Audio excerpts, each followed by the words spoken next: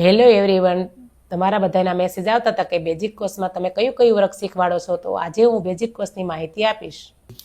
Basic કોર્સમાં સાંકળી, cutwork, double દોરામાં સાંકળી, આ બધી ડિઝાઇન હું આમાં તમને બતાવી દઈશ.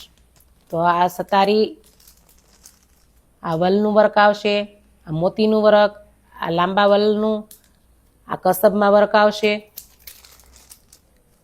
આ સુયાથી કાસ આવશે, આ ગોટા પત્તી આવશે, આ નેટવર્ક આવશે,